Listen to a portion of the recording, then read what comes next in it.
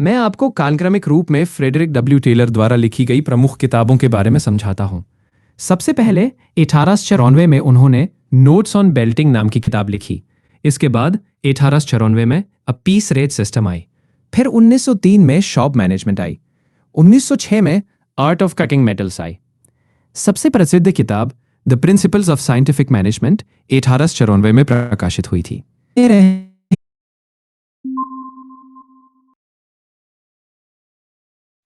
Henry fail एक प्रमुख प्रबंध सिद्धांतकार थे जिनका योगदान प्रबंधन के क्षेत्र में महत्वपूर्ण है। वे प्रबंधन के लिए एक सामान्य सिद्धांत विकसित करने वाले पहले व्यक्तियों में से एक थे।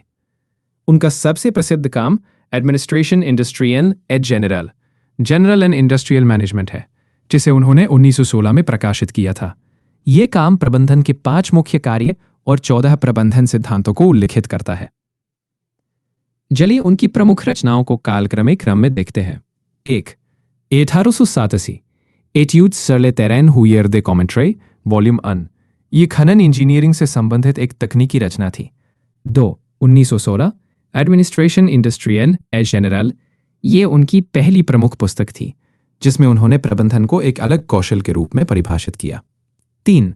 1970 एडमिनिस्ट्रेशन इंडस्ट्रियल एट जनरल प्रेवायांस ऑर्गेनाइजेशन कमांडमेंट कोऑर्डिनेशन कंट्रोल। ये पुस्तक प्रबंधन के विभिन्न पहलुओं को विस्तार से बताती है। 4. 1928 एल एडमिनिस्ट्रेशन पॉजिटिव दैन इंडस्ट्री। इसमें उद्योग में सकारात्मक प्रबंधन की तकनीकों पर ध्यान केंद्रित किया गया है। 5. 1921 एल इनकैपेसिटी इंडस्ट्रियल डेलेटा लेस्पेडिटी। ये पुस्तक उद्योग में राज्य की अक्षमता पर केंद्रित है। 6. 1970 the importance of the administrative factor. ये रचना प्रबंधन के महत्व को रेखांकित करती है। 7. 1919 जनरल एंड इंडस्ट्रियल मैनेजमेंट। ये अंग्रेजी में अनुवादित संस्करण है जो अंतर्राष्ट्रीय स्तर पर प्रबंधन सिद्धांतों को फैलाने में मदद करता है। ये रचनाएं प्रबंधन सिद्धांत के विकास में महत्वपूर्ण है। यदि आप किसी विशेष पुस्तक के बारे में और जानकारी चाहते हैं तो कृपया बताएं। द प्रिंसिपल्स ऑफ ऑर्गेनाइजेशन नामक पुस्तक लिखी थी। बाद में 1939 में इसे द प्रिंसिपल्स ऑफ ऑर्गेनाइजेशन नाम से पुनः प्रकाशित किया गया। इस पुस्तक में संगठन के सिद्धांतों को आधुनिक उद्योग से संबंधित करते हुए बताया गया है। इसमें संगठन के महत्व, उसकी संरचना और क्रियान्वयन से जुड़ी प्रमुख अवधारणाएं शामिल है। यह पुस्तक प्रबंधन और संगठन सिद्धांत के क्षेत्र में एक महत्वपूर्ण मैं खोज कर रहा हूं, कृपया थोड़ा सा इंतजार करें। मैक्स वेबर जर्मन समाजशास्त्री थे जिन्होंने पूंजीवाद, ब्यूरोक्रेसी और धर्मशास्त्र जैसे विषय पर लिखा। आइए उनकी प्रमुख पुस्तकों को कालक्रम में और संक्षिप्त परिचय के साथ देखें। 1. 1888 में Zur Geschichte der Handelsgesellschaften im Mittelalter मध्यकालीन व्यापारिक।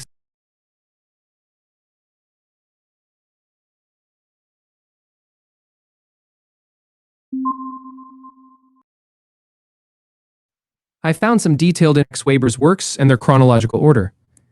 Here's a summary based on the sources. 1. The History of Medieval Business Organizations, 1889. This early work explores medieval business structures. 2. Roman Agrarian History and its significance for public and private law, 1891. Examines the impact of Roman agricultural practices on legal systems. 3. The Condition of Farm Labor in Eastern Germany, 1892. Investigates farm labor conditions in Eastern Germany. 4. The Stock Exchange, 1894 to 1896. A Study on Stock Exchanges. 5. The National State and Economic Policy, 1895. Discusses economic policy in nation-states. 6. Economy and Society, 1922. Considered Weber's magnum opus, examining economic and social institutions. 7. General Economic History, 1923. Looks at the historical development of economic systems. 8. The Protestant Ethic and the Spirit of Capitalism, 1904 to 1905. A well-known work linking Protestantism with capitalism. These works reflect Weber's contributions to sociology, economics, and law. You can find detailed lists and translations of these works on platforms such as Wikipedia and the Max Weber Complete Edition project. Would you like more detailed descriptions of specific works or help with any?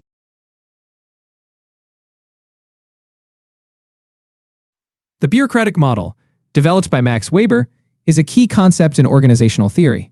Let's break it down, step by step. First, the basics. The bureaucratic model is designed to bring efficiency and rationality to organizations. It emphasizes clear hierarchies, rules, and a division of labor. Next, key elements. 1. A clear chain of command. Each level in the organization has authority over the one below it. 2. A set of documented rules and procedures to ensure consistency and predictability. 3. A clear division of tasks. Each person has a specific role and set of responsibilities. 4. Impersonality. Decisions are made based on rules, not personal relationships. Now, deeper insight. Weber believed that bureaucracy was the most rational way to organize large institutions, reducing inefficiency and arbitrary decision-making. However, it also has limitations, such as rigidity and impersonality, which can lead to inefficiencies in certain contexts. In short, Weber's bureaucratic model is about clear structure, rules, defined roles, and impersonal decision-making aimed at improving efficiency and control. Would you like to explore specific examples?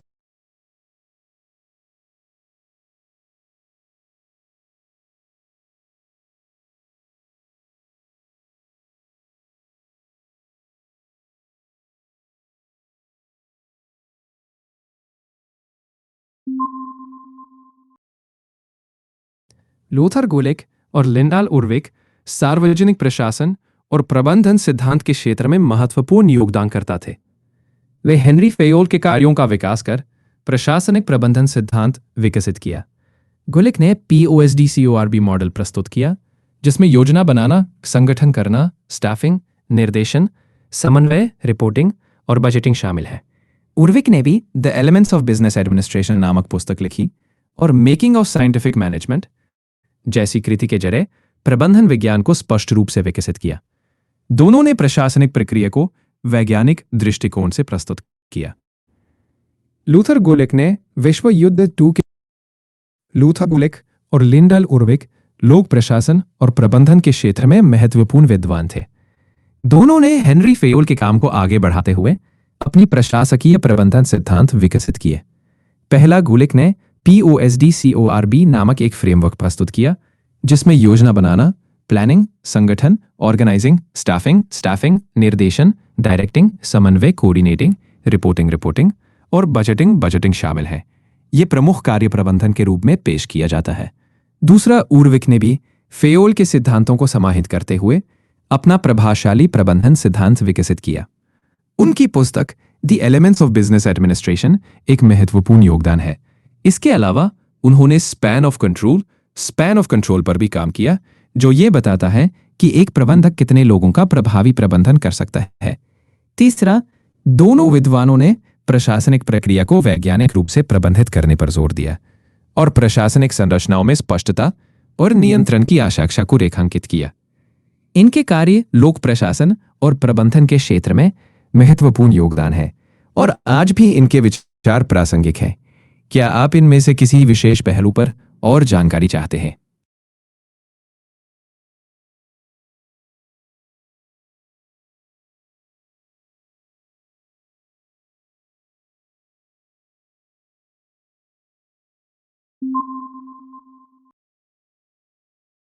Luther Gulick और Lindell उर्विक दो प्रमुख प्रबंधन विचारक थे।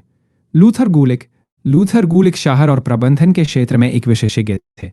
उन्होंने POSDCORB नामक एक framework विकसित किया, जिसमें योजना बनाना, प्लानिंग, संगठन, ऑर्गेनाइजिंग, स्टाफिंग, निर्देशन, डायरेक्टिंग, समन्वय, कोऑर्डिनेटिंग, रिपोर्टिंग और बजटिंग शामिल है।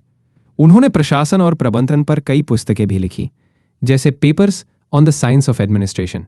गुलिक का मानना था कि प्रशासन के मुख्य कार्य को स्पष्ट रूप से परिभाषित किया जाना चाहिए, जिससे यह प्रभावी रूप से क्रियान्वित हो सके। लिंडल उर्विक भी एक प्रमुख प्रबंधन विचारक थे। उन्होंने हेनरी फेयोल के विचारों को संपूर्ण प्रबंधन सिद्धांत में एकीकृत किया।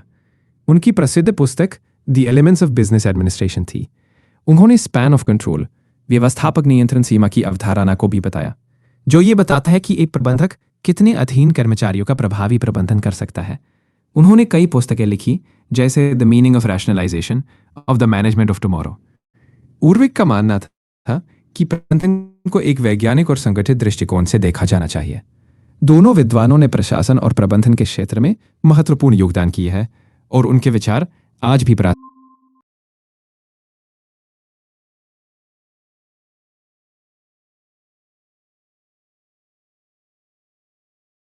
मैरी पार्कर फॉलेट एक प्रमुख प्रबंधन विचारक, सामाजिक कार्यकर्ता और दार्शनिक थी। उनका जन्म 1868 में हुआ था और वे प्रशासनिक और संगठनात्मक सिद्धांतों में एक नई मानवतावादी सोच लेकर आई। उन्हें संगठनात्मक व्यवहार, शक्ति गतिशीलता और समन्वय में क्रांतिकारी विचार थे। उनका एक महत्वपूर्ण योगदान था POSDCOR का विकास, जो प्रबंधन के महत्वपूर्ण कार्यों को उजागर करता है। योजना बनाना, संगठित करना, स्टाफिंग, निर्देशन, समन्वय विचारों को चुनौती देते हैं। फॉलेट का मानना था कि प्रबंधन में मानव संबंधों की अहमियत है और वे प्रशासनिक प्रक्रियाओं को अधिक मानवीय और सहभागी बनाना चाहती थी। उनका योगदान आज भी प्रबंधन और लोक प्रशासन में प्रासंगिक है। क्या आप किसी विशेष पहलू पर अधिक जानकारी चाहते हैं?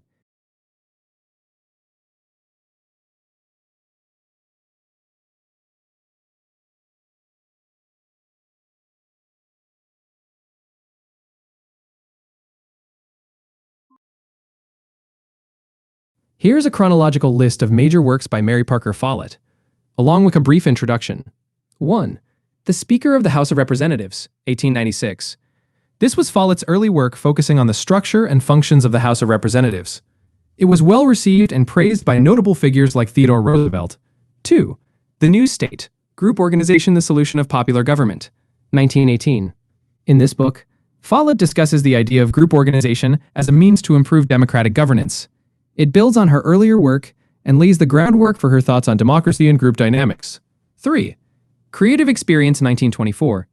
Here, Follett explores how creativity and experience interact in the workplace and in organizations. It reflects her ideas about management and human relations in work environments. 4. Dynamic Administration, The Collected Papers of Mary Parker Follett, 1942. This is a compilation of Follett's various papers on organizational behavior and democratic governance. Would you like more details about any specific work?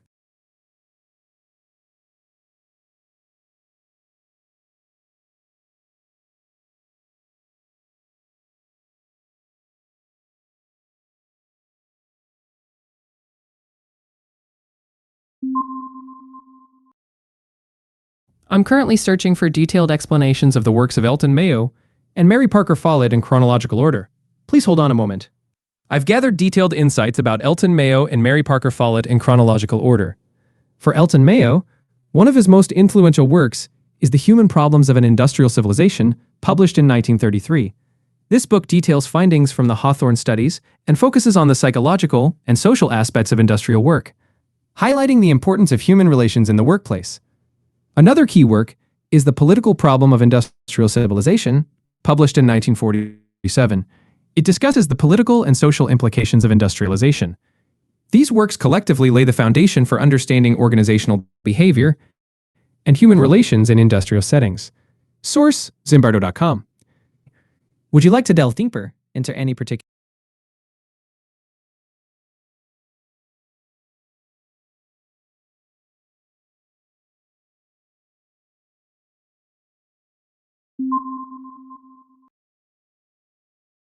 मैं अभी Chester Barnard के बारे में और उनकी लिखी किताबों के बारे में खोज कर रहा हूं। कृपया थोड़ा इंतजार करें।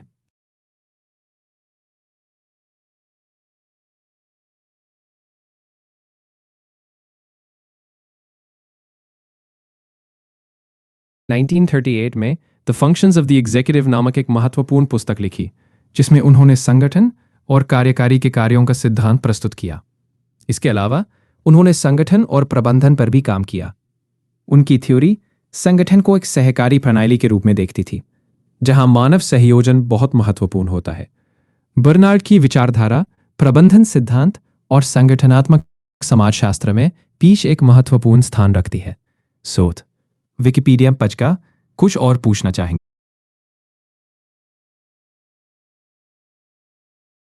जरूर, मैं थोड़ा विस्तार से समझाता हूं।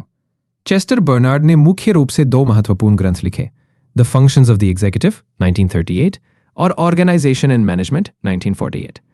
इन पुस्तकों में उन्होंने संगठन और प्रबंधन के सिद्धांतों को समझाया। उदाहरण के लिए वह कहते हैं कि संगठन एक सहकारी प्रणाली है जहां लोग परस्पर सहयोग करते हैं और यह भी बताते हैं कि संचार और अधिकार की भूमिका क्या है। उनकी एक प्रसिद्ध संकल्पना जोन ऑफ इंडिफरेंस भी है, जिसका अर्थ है कि कर्मचारी बिना प्रश्न किए ही कुछ आदेशों को स्वीकार करते हैं। जब तक वे उनके मूल्यों और उद्देश्यों के अनुरूप होते हैं। बर्नार्ड का विचार था कि संगठन सफल होने के लिए प्रभावशीलता, इफेक्टिवनेस और कार्यकुशलता, एफिशिएंसी दोनों के आश करते हैं। इस तरह बर्नार्ड का प्रबंधन सिद्धांत आधुनिक प्रबंधन विचारधारा को आकार देने में एक मुख्य भूमिका निभाता है। जरूर, मैं थोड़ा और विस्तार से समझाता हूं। सब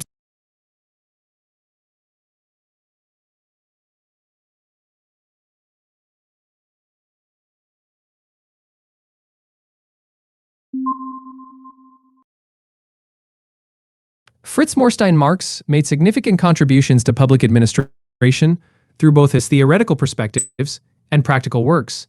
His major book, Elements of Public Administration, published in 1959, is one of the foundational texts in the field.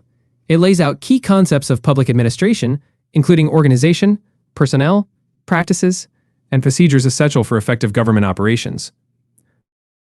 Marx viewed administration as a systematic action taken to achieve specific goals, involving the calculated use of resources. He argued that public administration is fundamentally about managing the relationship between state and civil society, often critiquing bureaucracy as an expression of the dominant class's interests, particularly in capitalist systems. In his works, Marx discusses how bureaucracy plays a central role in administering laws, policies, and state functions. He points out that bureaucracy has evolved alongside capitalism, serving to manage wealth and power, often leading to the control and manipulation of the working class. As bureaucracy grows in power, it accumulates control of information, which can lead to further complexity and lack of transparency. Overall, Marx's ideas have shaped the understanding of public administration as a critical area of political science, highlighting the tensions between administration. Certainly, F.M. Marx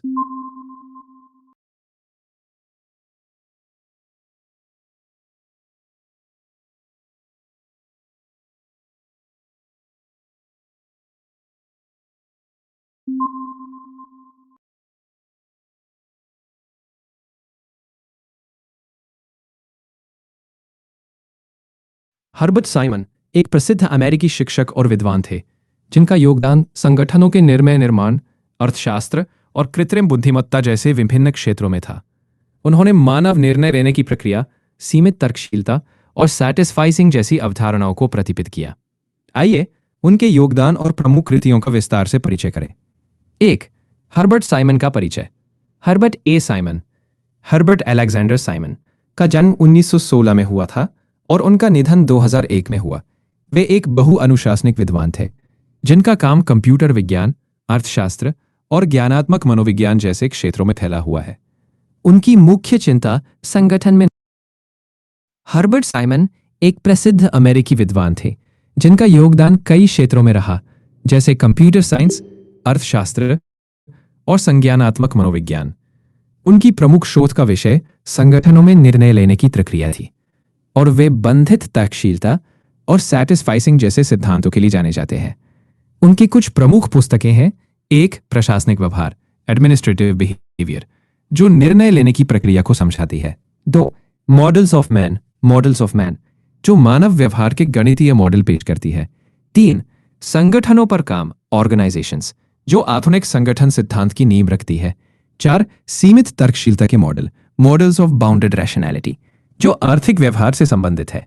5. मानव मामलों में तर्क, reason in human affairs, जो निर्णय लेने और जानकारी प्रसंस्करण पर केंद्रित है। इन पुस्तकों में हर्बर्ट साइमन के विचारों का विस्तार से वर्णन मिलता है। ये जानकारी उनके काम को समझाने में मदद करेगी।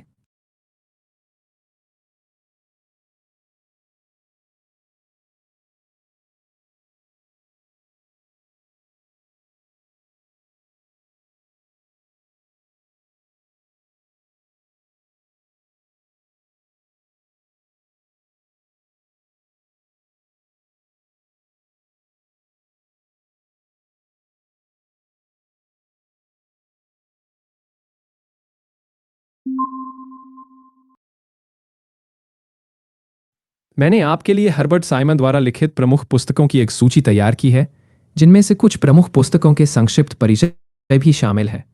1. Administrative behaviour. यह पुस्तक निर्णय लेने की प्रक्रिया और प्रशासनिक व्यवहार की व्याख्या करती है। 2. Models of my life. यह हर्बर्ट साइमन की आत्मकथा है, जिसमें वे अपने जीवन की यात्रा और अपने विचार साझा करते हैं। 3. The sciences of the artificial. ये पुस्तक कृत्रिम विज्ञान और तकनीकी प्रणालियों पर केंद्रित है। 4. Human problem solving. ये पुस्तक मानव समस्या समाधान की प्रक्रिया को समझाती है। 5. ऑर्गेनाइजेशंस। ये पुस्तक आधुनिक संगठन सिद्धांत की नींव रखती है। 6. Models of bounded rationality. ये पुस्तक सीमित तर्कशीलता के मॉडल पर केंद्रित है। 7. Reason in human affairs. यह पुस्तक मानव निर्णय लेने और जानकारी प्रसंस्करण पर आधारित है। ये पुस्तकें हर्बर्ट साइमन के विचारों और उनके शोध क्षेत्रों को समझने में मदद करती हैं। यदि आपको इन पुस्तकों के बारे में अधिक जानकारी चाहिए तो कृपया बताएं।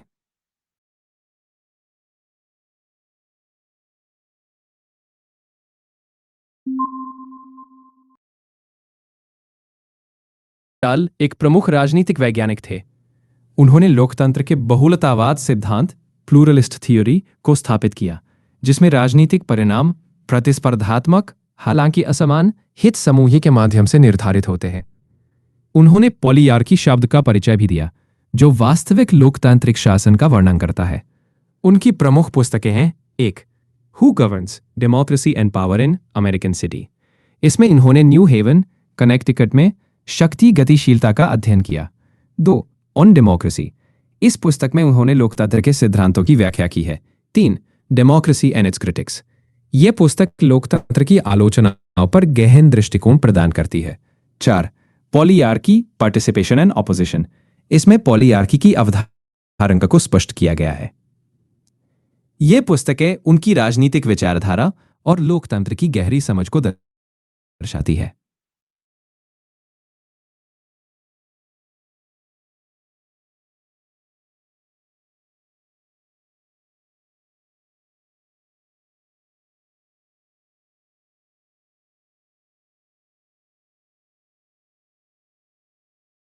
लोक प्रशासन में 3 प्रमुख समस्याएं हैं। पहली, प्रशासनिक दक्षता, यानी कार्यकुशलता और प्रभाव।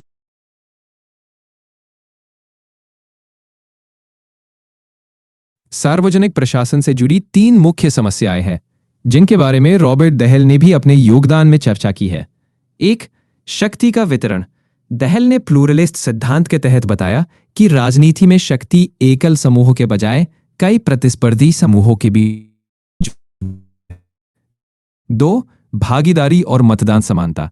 उन्हें लोकतांत्रिक आदर्श के रूप में भागीदारी और मतदान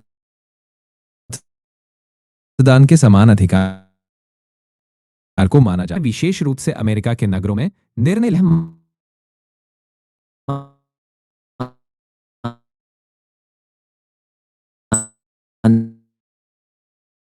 मानते थे कि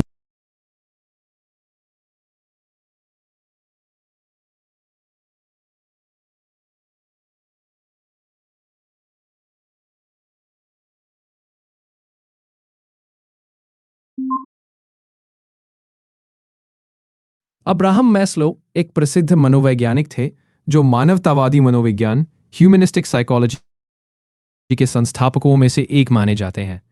वे अपनी मानव आवश्यकता की क्रमबद्ध प्रणाली कि मनुष्य को पहले अपनी बुनियादी आवश्यकताओं को पूरा करना चाहिए, उसके बाद ही वे आत्मनिष्पादन सेल्फ एक्चुअलाइजेशन की ओर अग्रसर हो सकते हैं। मैस्लो ने मानव प्रेरणा, व्यक्तित्व और आत्मविकास से संबंधित कई ग्रंथ लिखे हैं। उनकी प्रमुख कृतियां निम्नलिखित है। 1. Motivation and personality. यह किताब मानव प्रेरणा और व्यक्तित्व के बारे में उनके विचारों को प्रस्तुत करती है। 2.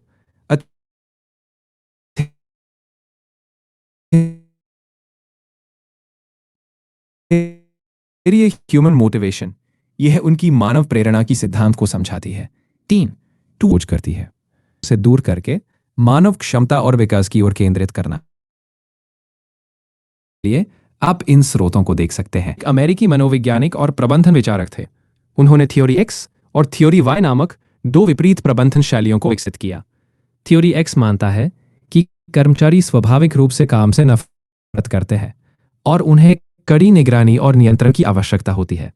वहीं थ्योरी वाई यह मानता है कि कर्मचारी स्वाभाविक रूप से काम पसंद करते हैं और उन्हें आत्म प्रबंधन और सहभागिता की आवश्यकता होती है। डगलस मैकग्रेगर का सबसे प्रमुख कार्य the human side of enterprise. Douglas McGregor ने कुछ महत्वपूर्ण पुस्तकें लिखी हैं, जिनमें the human side of enterprise प्रमुख है। इसमें उन्होंने प्रबंधन के दो सिद्धांत थ्योरी एक्स और थ्योरी वाई को विस्तार से समझाया है। थ्योरी एक्स यह मानता है कि लोग काम को पसंद नहीं करते, इसलिए उन पर कड़ी निगरानी और नियंत्रण की जरूरत होती है। वहीं थ्योरी वाई का मानना है कि लोग अपने काम में स्वाभाविक रूप से रुचि रखते हैं और उन्हें स्वप्रबंधन की स्वतंत्रता दी जानी चाहिए। इन दोनों सिद्धांतों ने प्रबंधन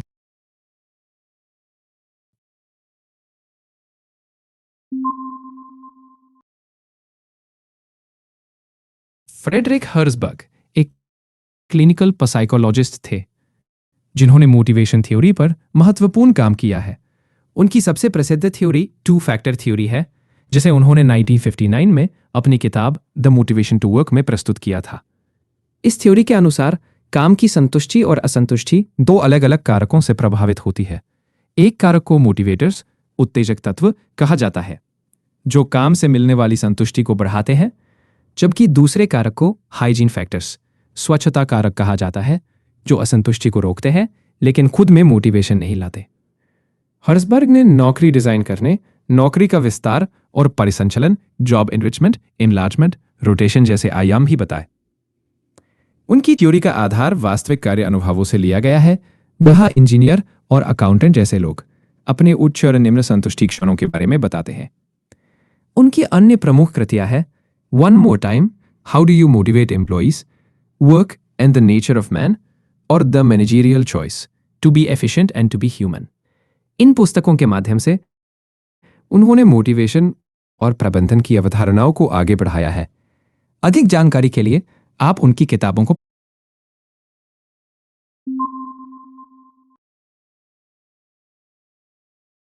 क्रिस अर्जरिस एक प्रसिद्ध संगठनात्मक सिद्धांतकार थे, जो संगठनात्मक व्यवहार, सीखने की प्रक्रियाओं और कार्यकारी क्षमता में सुधार लाने के लिए जाने जाते हैं। उन्हें संगठनों में सीखने और व्यक्तिगत विकास पर उनके योगदान के लिए जाना जाता है। अब हम उनके कार्यों को कालक्रमिक रूप में थोड़ा विस्तार से समझते हैं। 1. प्रारंभिक शोध 1950 के दशक। अर्जरिस ने औपचारिक संगठन संरचनाओं, नियंत्रण प्रणालियों और प्रबंधन के प्रभावों को लेकर अध्ययन किया। इसके फलस्वरूप उनकी किताबें पर्सनालिटी एंड ऑर्गेनाइजेशन 1957 और integrating the individual and the organisation 1966 प्रकाशित हुई। 2. संगठनात्मक बदलाव पर फोकस 1960 के दशक। उन्होंने संगठनात्मक बदलाव और वरिष्ठ अधिकारियों के व्यवहार पर ध्यान केंद्रित किया। उनकी रचनाएं interpersonal competence and organisational effectiveness 1962 में और ऑर्गेनाइजेशन एंड इनोवेशन 1966 में इसका विस्तार किया गया। 3. हस्तक्षेप सिद्धांत और सामाजिक वैज्ञानिक के रूप में भूमिका 1970 के दशक। अर्जरिस में सामाजिक वैज्ञानिक की भूमिका पर भी चर्चा की, जिसमें शोधकर्ता और क्रियाकार 2 1970, inner contradictions of rigorous research 1980 और एक्शन साइंस 1985। 4. संगठनात्मक सीखने और वैज्ञानिक रीजनिंग पर शोध 1966 में और बाद के दशक। अर्जरिस ने वैज्ञानिक और संगठनात्मक सीखने के सिद्धांतों को विकसित किया, जिसमें मानव रीजनिंग को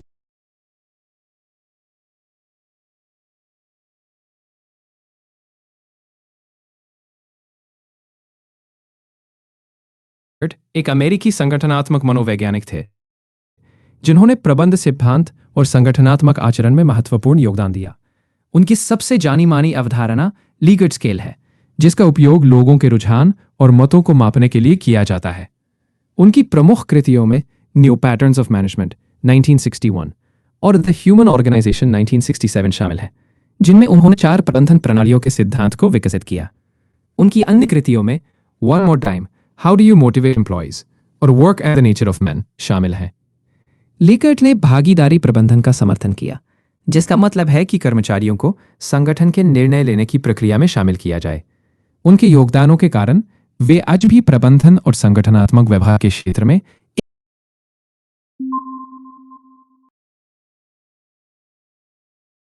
फ्रेड डब्ल्यू रिग्स एक प्रसिद्ध राजनीतिक वैज्ञानिक थे, जिनका योगदान तुलनात्मक प्रशासन सिद्धांत में था। रिग्स ने विकसित और विकासशील समाजों के बीच अंतर को समझने के लिए फ्यूज्ड प्रिज्मेटिक डिफ्रैक्टेड मॉडल नामक एक मॉडल विकसित किया। इस मॉडल के माध्यम से रिग्स ने यह दिखाने की कोशिश की कि कैसे विभिन्न सामाजिक तंत्र और प्रशासनिक प्रणालियां आपस में बातचीत करती है। रिग्स का सिद्धांत विशेष रूप से विकासशील देशों में प्रशासनिक प्रणाली को समझने के लिए उपयोगी है, जहां पर पारंपरिक और आधुनिक ढांचे एक साथ मौजूद होते हैं। इस मॉडल में मुख्यतः 3 प्रकार की प्रणालियां शामिल है: फ्यूज्ड एकीकृत, डिफ्रैक्टेड विकिरणित, और प्रिज्मेटिक वर्णक्रमीय। प्रिज्मेटिक मॉडल यह दर्शाता है कि विकसित और विकासशील समाजों में विभिन्न तंत्र और प्रक्रियाएं कैसे एक साथ मौजूद होती हैं।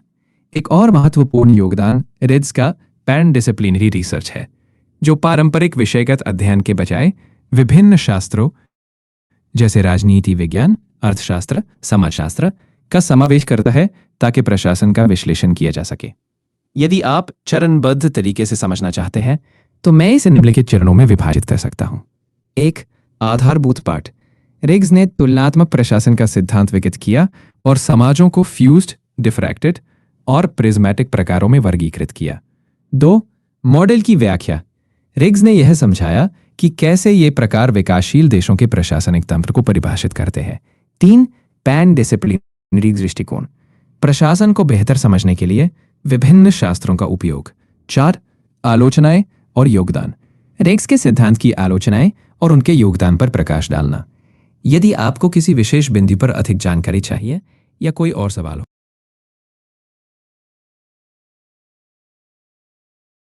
It seems there's been some inactivity.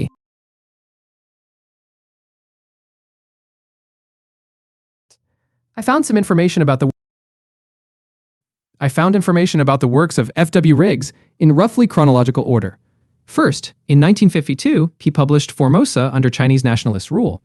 Then in 1964, Administration in Developing Countries, The Theory of Prismatic Society came out. In 1966, he wrote Thailand, The Modernization of a Bureaucratic Polity. Later, in 1975, Help for Social Scientists, a new kind of reference process was published. Those are the main works in order based on available data. Would you like more details about any specific? Sure thing. Chronologically, some of the key works by F.W. Riggs include: 1. In 1952, he published Formosa under Chinese nationalist rule. 2. In 1964, Administration in Developing Countries, The Theory of Prismatic Society came out. 3. In 1966, he wrote Thailand, The Modernization of a Bureaucratic Polity. 4. Later, in 1975, there's Help for Social Scientists, a new kind of reference process. If you want more detail,